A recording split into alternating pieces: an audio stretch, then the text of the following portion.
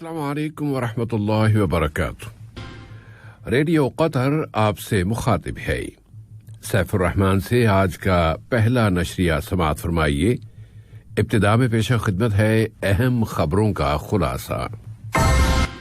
صاحب سمو امیر نے خادم الحرمین کے نام تعزیت کا برقی پیغام ارسال کیا ہے۔ قطر اور ایران کے درمیان منفرد تعلقات قائم ہیں اور یہ تعلقات دونوں ملکوں اور اس علاقے کے مفادات کے لیے ہیں۔ وزارت صحت نے بچاؤ کے اقدامات کی سختی سے پابندی کرنے پر زور دیا ہے اور کسی بھی قسم کے تساہل پر متنبہ کیا ہے۔ شامی بحران کے بارے میں آستانہ مذاکرات کا نیا دور شروع ہو گیا ہے، اور ترکی کے صدر اردوان نے مغرب پر کڑی تنقید کی ہے۔ یہ تھا اہم خبروں کا خلاصہ، اور اب پیش خدمت ہے ریڈیو قطر سے آج کا پہلا مفصل نشریہ۔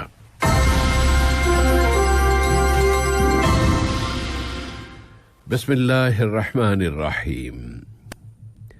صاحب سمو امیر شیخ تمیم بن حمد آل ثانی نے برادر ملک سعودی عرب کے بادشاہ خادم الحرمین شاہ سلمان ابن عبدالعزیز آل سعود کے نام شہزادی لمیہ بنت حدلول بن عبدالعزیز آل سعود کی وفات پر تعزیت کا برقی پیغام ارسال کیا۔ نائب امیر شیخ عبداللہ بن حمد آل ثانی نے بھی برادر ملک سعودی عرب کے بادشاہ خادم الحرمین کے ساتھ شہزادی لمیہ بنت حدلول بن عبدالعزیز آل سعود کی وفات پر تعزیت کا اظہار کیا ہے۔ اسی طرح وزیر اعظم و وزیر داخلہ شیخ خالد بن خلیفہ بن عبدالعزیز آل ثانی نے بھی خادم الحرمین سے تعزیت کا اظہار کیا ہے۔ مجلس شورا کے اسپیکر جناب احمد بن عبداللہ بن زید آل محمود نے بحر روم کی پارلیمانی اسمبلی کی تابع خصوصی کمیٹی برائے انسداد دہشت گردی کے اجلاس میں شرکت کی ہے۔ ویڈیو کمیونیکیشن کے ذریعے منعقد کیے گئے اس اجلاس میں تقریر کرتے ہوئے انہوں نے دہشت گردی کی روک تھام سے متعلق اقوام متحدہ کے دفتر اور بحر روم کی پارلیمانی اسمبلی کے درمیان مفاہمتی یادداشت پر دستخطوں کی اہمیت کا ذکر کیا ہے۔ اس کا مقصد دو طرفہ تعاون اور ہم آہنگی میں اضافہ کرنا اور اس دفتر کی سرگرمیوں کی مدد کے لیے پارلیمانی ممبران کی کوششوں کو یکجا کرنا ہے۔ قطر کی فوجی صلاحیتوں کو فروغ دینے کے ضمن میں نائب وزیر اعظم و وزیر مملکت برائے امور دفاع ڈاکٹر خالد بن محمد العطیہ نے اٹلی کے شہر ینیگونو میں واقع لیونارڈو کمپنی کی فیکٹری کا دورہ کیا ہے۔ ان کے اس دورے کا مقصد ہوا بازی کے انٹرنیشنل اسکول کی مختلف فیکلٹیز کو دیکھنا ہے کہ وہ قطر میں فضائیہ کے بریگیڈیئر محمد بن عبداللہ العطیہ کالج سے وابستہ قطری پائلٹوں کے پہلے دستے کا استقبال کرنے کے لیے تیار ہیں، اور یہ پائلٹ وہاں مزید ایڈوانس ٹریننگ حاصل کریں گے۔ نائب وزیر اعظم و وزیر مملکت برائے امور دفاع نے اپنے اس دورے میں قطری پائلٹوں کے لیے تیار کردہ تربیتی پروگرام کو جاننے کے لیے ایک تربیتی پرواز میں بھی سفر کیا ہے۔ انہوں نے اس سے قبل NH-90 ساخت کے ہیلی کاپٹر کی بھی اوپننگ کی تھی، جو قطر کی امیری فضائیہ کے لیے وہاں اسمبل کیا گیا ہے۔ اس طرح انہوں نے طیارے کی اسمبلنگ کے کام اور منصوبے کے بارے میں بھی معلومات حاصل کیں۔ تو یہ اقدام ملک کی فوجی صلاحیتوں میں اضافے کا باعث بنے گا اور قطر اپنے وسائل میں مزید سے مزید تنوع لاتا چلا جائے گا۔ دو طرفہ تعلقات کی گہرائی اور ان کے فروغ کی کوششوں کے ضمن میں نائب وزیر اعظم و وزیر خارجہ شیخ محمد بن عبد الرحمن آل ثانی نے ایران کے دارالحکومت تہران کا دورہ کیا ہے، اور وہاں اسلامی جمہوریہ ایران کے وزیر خارجہ ڈاکٹر محمد جواد ظریف کے ساتھ بھی ان کی ملاقات ہوئی ہے۔ اس دورے کا مقصد دو طرفہ تعلقات و تعاون میں اضافے، علاقے کے موجودہ حالات اور مشترکہ دلچسپی کے موضوعات پر مذاکرات کرنا تھا۔ تہران میں اسٹڈیز کے عربی سینٹر کے ڈائریکٹر ڈاکٹر محمد صالح صادقیان نے اس موقع پر اپنے ایک انٹرویو میں دوحہ اور تہران کے درمیان قائم منفرد تعلقات پر زور دیا ہے۔ وزیر مواصلات و کمیونیکیشن جناب جاسم بن سیف اسلیتی نے یوکرین کے وزیر انفراسٹرکچر جناب فلڈیسلاف کرکلی کی جانب سے ایک دستی خط وصول کیا ہے۔ یہ خط دونوں ملکوں کے درمیان ٹرانسپورٹ، بندرگاہوں اور شہری ہوابازی کے شعبوں میں قائم تعاون اور اس تعاون کو مزید فروغ دینے کے وسائل سے متعلق ہے۔ ملک میں کورونا وائرس کی تازہ ترین صورتحال کے لیے وزارت صحت عامہ نے اعلان کیا ہے کہ یہاں اس وائرس کے مزید 446 مصدقہ کیسز رجسٹر ہوئے ہیں، ایک بیمار فوت ہو گیا ہے اور مزید 138 بیمار اب صحت یاب ہو گئے ہیں۔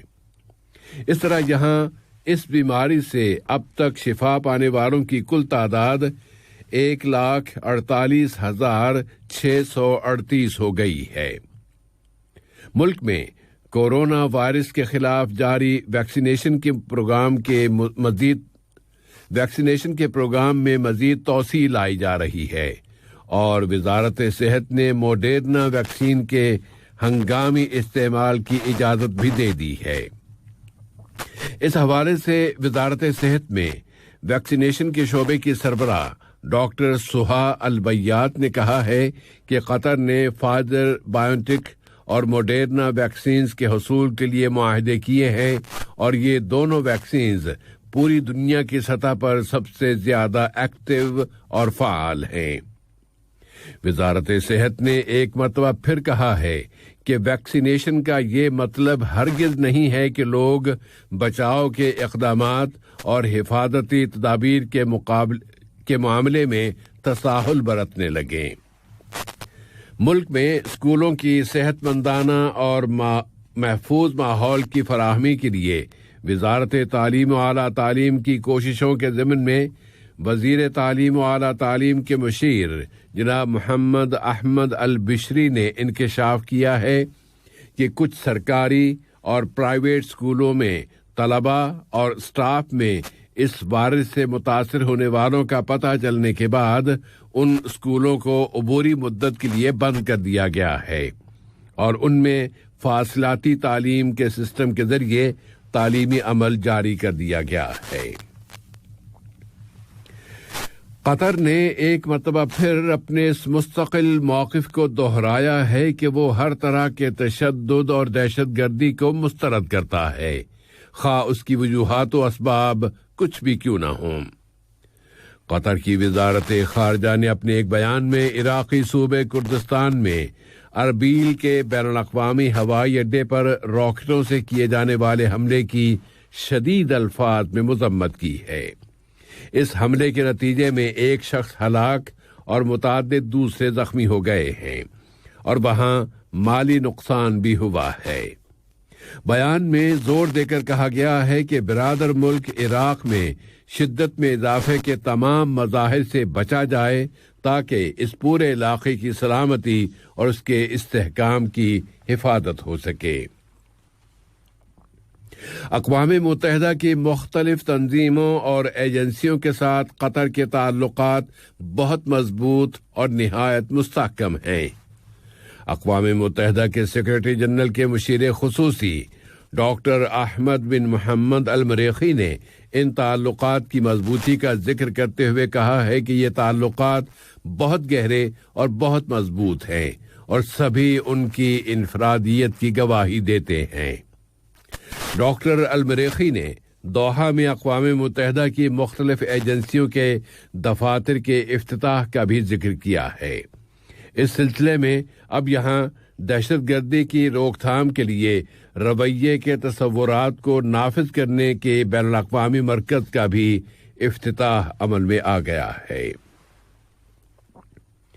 یمن کے لیے امریکہ کے ایلچی ٹیموتھی لینڈر کنگ نے کہا ہے کہ یمن میں جاری محاذ آرائی کو ختم کرنے کا واحد ذریعہ ڈائیلاگ اور سفارتی راستے ہیں۔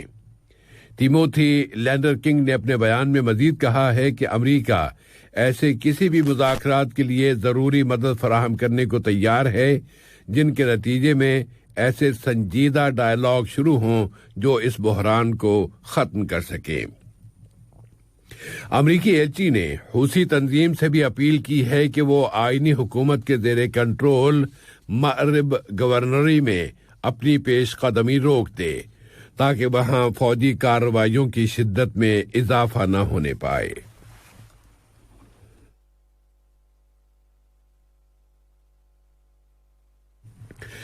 لیبیا سے متعلق خبر یہ ہے کہ وہاں کی پریزیڈنسی کونسل کے ڈپٹی چیئرمین جناب احمد معیتیق نے لیبیا کے لیے اقوام متحدہ کے ایلچی جناب یانکووچ کے ساتھ ملاقات کی ہے۔ اس ملاقات میں طے پایا ہے کہ موقفوں کے درمیان ہم آہنگی لانے کے لیے کام کیا جائے گا تاکہ وہاں کے انتخابی استحقاق کو حاصل کیا جا سکے۔ وعدہ رہے کہ وہاں اس سال دسمبر کی 24 تاریخ کو عام انتخابات کرائے جائیں گے۔ دراصل لیبیائی ایوان نمائندگان کے 74 ممبران نے ملک کے مغربی شہر سبراتا میں ایک مشاورتی اجلاس بلایا ہے تاکہ اس ایوان کے نئے اسپیکر کے انتخاب کی راہ ہموار کی جا سکے اور پھر اگلی کابینہ کے ناموں کی منظوری پر بھی بحث کی جا سکے۔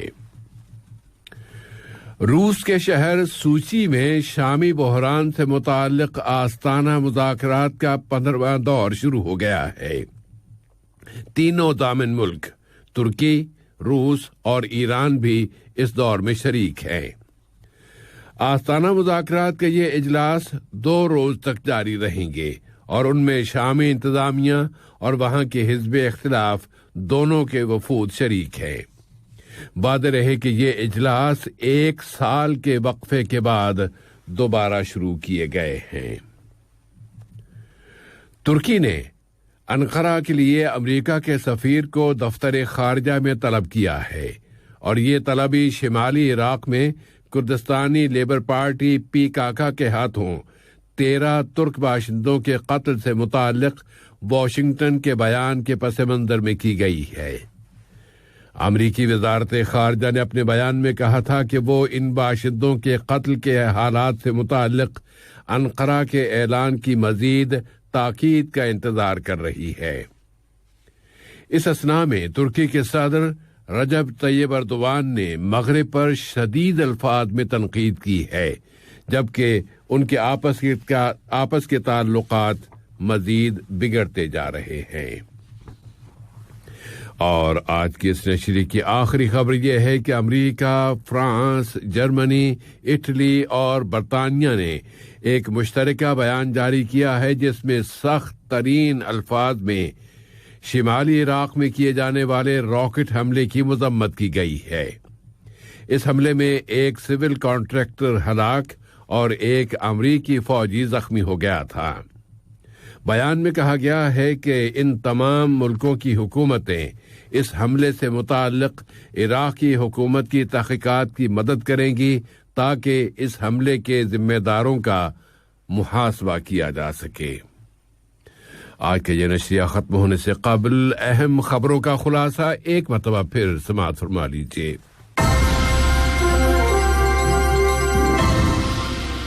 صاحب سمو امیر نے خادم الحرمین کے نام تعزیت کا برقی پیغام ارسال کیا ہے۔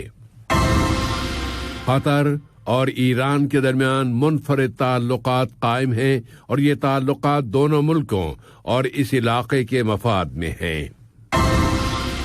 وزارت صحت نے بچاؤ کے اقدامات کی سختی سے پابندی کرنے پر زور دیا ہے اور کسی بھی قسم کے تساہل پر متنبہ کیا ہے۔ شامی بحران کے بارے میں آستانہ مذاکرات کا نیا دور شروع ہو گیا ہے اور صدر ایردوان نے مغرب پر کڑی تنقید کی ہے۔ ریڈیو قطر سے آج کا پہلا نشریہ اپنے اختتام کو پہنچا۔ اگلا نشریہ رات 7:30 بجے پیش کیا جائے.